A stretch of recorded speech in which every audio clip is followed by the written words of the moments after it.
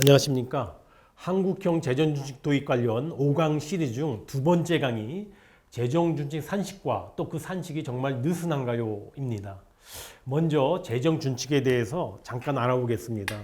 1강에서 전 세계 92개국이 이와 같은 준칙을 도입했다고 하는데요. 유형별로 보면 지출준칙, 수입준칙, 그리고 수지준칙, 채무준칙 네 가지 유형이 있습니다. 보시는 것처럼 대부분 국가들이 수지준칙과 채무준칙을 주로 채택을 하고 있습니다. 우리의 경우 수지준칙과 채무준칙 두 개를 결합해서 한국형 재정준칙을 제시하였습니다.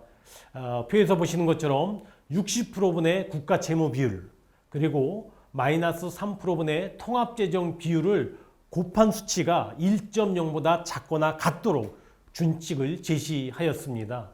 그러면 왜 국가채무 비율을 60%로 설정했을까요? 지금 우리의 국가채무 비율이 코로나 위기 이후에 금년도에 43.9%이고 내년도 예산안에는 47%로 그리고 중기기간이 끝나는 2024년에는 50%대 후반까지로 늘어나는 것이 불가피한 상황입니다. 그리고 통합재정 수지가 중기적으로 볼 때 지금은 통합재정 수지가 마이너스 4%대입니다만은 앞으로 통합재정 수지를 줄여나가야 하는 것이 과제입니다만 전반적으로 중기적으로 그 기준치를 상회하고 있다는 점도 감안해서 60%와 마이너스 3%를 설정했다는 점을 말씀을 드립니다. 그러면 이와 같은 통합재정 수지 비율에서 왜 관리재정 수지를 활용하지 않고 통합재정 수지를 사용했을까요? 그림에서 보듯이 검정색은 통합재정 수지이고 붉은 선은 관리재정 수지입니다. 관리재정 수지는 통합재정 수지에서 4대 보험의 수지를 제외한 것인데요. 국제적으로 통용되는 수지가 통합재정 수지이고 또 이 같은 통합재정 수지와 관리재정 수지가 거의 같은 방향으로 일정한 격차를 두고 움직인다는 점에서 국제적으로 통용되는 통합재정 수지를 기준으로 제시했다는 점을 말씀을 드립니다. 그리고 현재의 통합재정 수지가 마이너스 4%대인 점을 감안하여 앞으로 통합재정 수지를 더 줄여나간다는 노력을 반영해서 마이너스 3%로 준칙을 제시했다는 점을 말씀을 드립니다.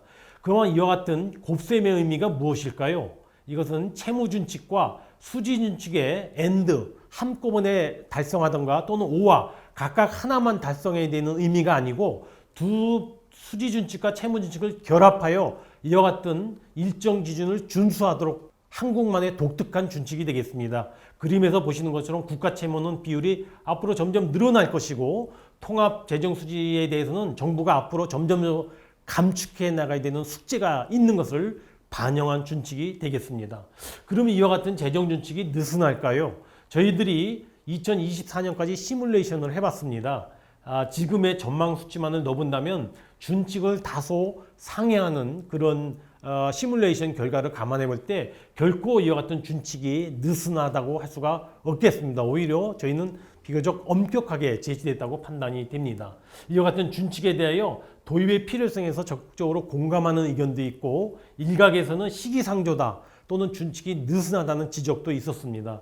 그러나 제가 아까 말씀드린 것처럼 재정준칙이 결코 느슨하지 않다고 말씀드릴 수 있겠고 지난 10월 초에 피치사가 우리의 국가 신용등급을 유지한다고 발표하면서 이와 같은 한국형 재정준칙에 대해서도 언급한 바가 있었습니다. 그리고 아울러 무디스사도 우리의 재정준칙이 국가 신용등급에 도움이 될 것이라고 하고 평가한 바가 있다는 점을 말씀을 드립니다. 앞으로 이와 같은 재정준칙이 2025년도에 본격적으로 적용될 때 25년도의 준칙 준수를 위해서는 각고의 노력이 필요합니다. 무엇보다 통합재정 수지가 현재의 마이너스 3.9 내지 4% 수준에서 준칙 수준인 마이너스 3%로 감축하기 위한 노력이 필요합니다. 그리고 특히 코로나 위기를 겪은 과정에서 이미 세입기반이 약화되어 있고 지출 소요도 많이 늘어난 상태이기 때문에 중장기적으로 이와 같은 준칙 준수를 위한 사전 준비 작업이 결코 녹록지 않다고 말씀드릴 수 있겠습니다. 앞으로 재정 준칙을 엄격히 운영하여 재정의 지속 가능성을 계속 확대해 나가도록 하고 그 중간에 재정 준칙이 등대 역할을 할 수 있도록 하겠습니다.